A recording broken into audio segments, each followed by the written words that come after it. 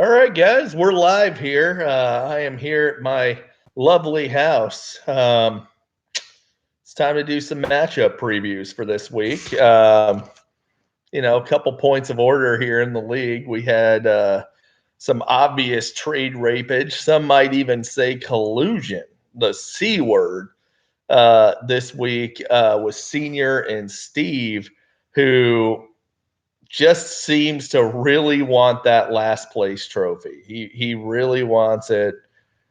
It's horrible, man. It's ugly. He gave away two startable players for two guys that are definitely not playing. Now, you got Steve here in a must-win scenario. He cannot lose. He's 3-6, but he's given away startable assets. In fact, he traded away his very best player for a bye week receiver who's got a 7th-round rookie quarterback throwing him the ball now, and James Conner, who might go on IR, to be honest with you. I mean, it's awful. So, but that being said, I'm still going to kick Senior's ass. He doesn't stand a chance in this matchup. Rodgers and Adams are going to get clicking this week. Michael Thomas is probably the number one wideout to have in fantasy moving forward. Dalvin Cook, Saquon Barkley, Travis Kelce, David Montgomery. I mean, my God, how did you guys let me assemble this vast collection of talent? This is just going to be a beating. He's still only got a 29% chance, according to Yahoo, and that's being quite generous, I think. So he does get Mahomes back. Keenan Allen's got an easy matchup. I don't think it matters. Keenan Allen sucks. Chris Godwin's got a dream matchup against the Cardinals. And Steve gifted him away. What a dope. It's just a terrible trade. I have no idea what he was thinking about there. But Senior has no running backs. Jamal Williams, Matt Breida, having to start Mike Gesicki, Juju Smith-Schuster. I would be remiss if I didn't mention my part in destroying Senior's team. He gave me Travis Kelce and David Montgomery basically for DJ Chark. Evan Ingram's out. He's probably going to go on IR. DJ Chark, he's a solid wideout, I guess. But the kicker to all this is DJ Chark is on bye when I play Senior. That's what we call master manipulation, folks. So, bold prediction in this matchup. I am going to go with the Baltimore defense is the number one D in fantasy this week. They're going to blow it out of the water, 20-plus points, en route to me getting the W, of course. Obviously, I win. There you go. Now we got Smokin' Brisket, I think, which is some kind of nod towards Jacoby Brissett. I mean, the truth is, if you're carrying three quarterbacks, you don't have any. That's where Joe's at. He's going to get another week at Jalen Samuel. I think he's going to do well. Nick Chubb, though, head coach is already talking about Kareem Hunt. Kareem Hunt's going to have a role. He's going to come in there. He's going to take some work. Kareem Hunt could be more involved than we had originally thought. Now, on the flip side of things, Tony Jr. has Christian McCaffrey, so he's going to be tough as long as he has McCaffrey. I don't love Matt Stafford in this matchup. I'd probably play Matt Ryan. Those Falcons-Saints games are shootouts. They're always shootouts. Don't overthink it. Matt Ryan's still a very good fantasy quarterback. In fact, before the blow-up against the Rams, he had back-to-back 31-point games. So if I'm Tony, I'm going back to Matt Ryan here. He won't because he's horrible at fantasy football, and that's probably why he's not going to win. So there you go. Now, my bold prediction in this matchup, let's see here. What can we go with? I just did defenses. So you know what? We're going to talk about kickers. Joey Sly is a terrible kicker play. I'm going to say Joey Sly scores less than 6 points. He's an awful kicker play. I don't know why Joe still has him on his team. I told him this 3 weeks ago. I was at lunch with him and Tony Sr., and I said, why are you hanging on to this guy through his bye? He has a terrible slate of games rest of season for being a fantasy kicker.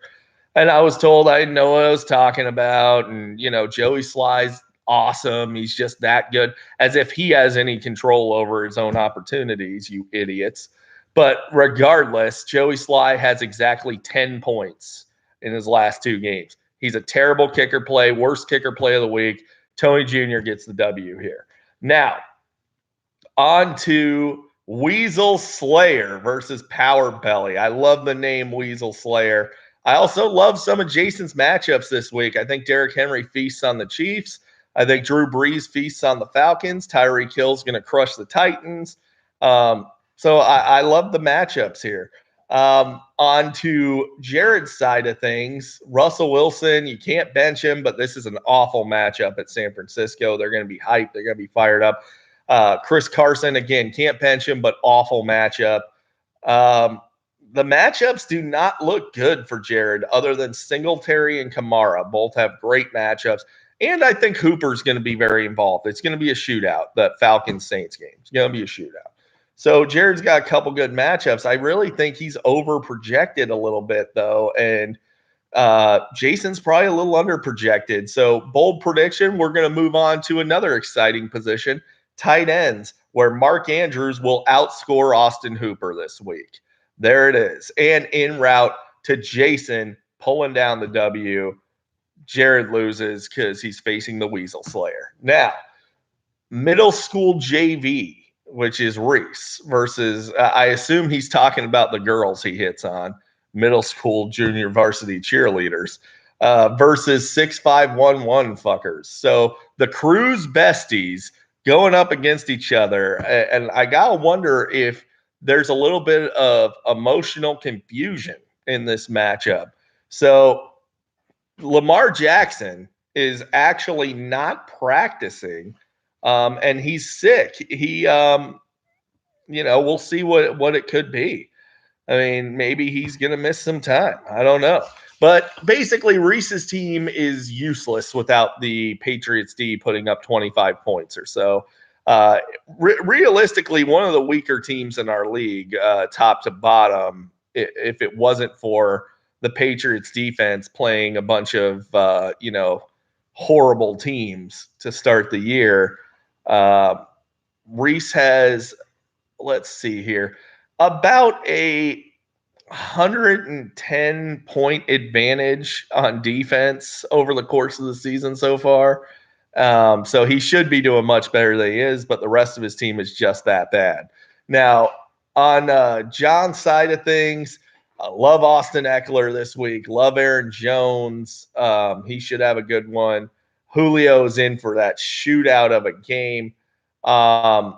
Hate David Johnson. He sucks. Just a bad running back. So I'm gonna move to a new position again. We're gonna go quarterback here, and I'm gonna say that whether Lamar plays or not,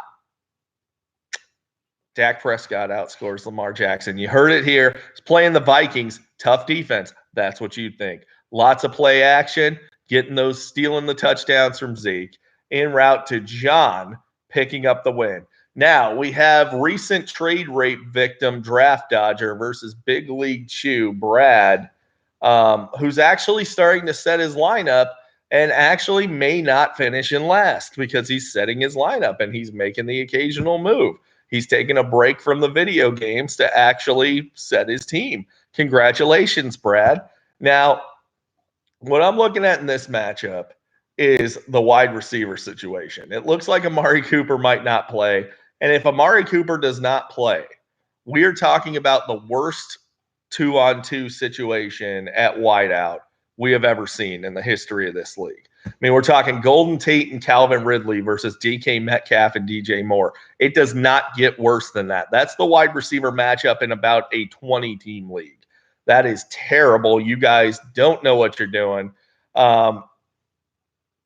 Steve just continually makes bad decision after bad decision. Odell Beckham Jr. is about to blow up, gentlemen. Maybe not this week. He might not blow up this week. He's facing the Bills. But then moving forward, he's going to crush it. So, there's no patience here. And I thought with that kind of trade, it made sense for Steve because he's in win now mode. He's 3-6, needs to win now. But then he traded away 2 usable players this week and got back 2 guys that aren't playing.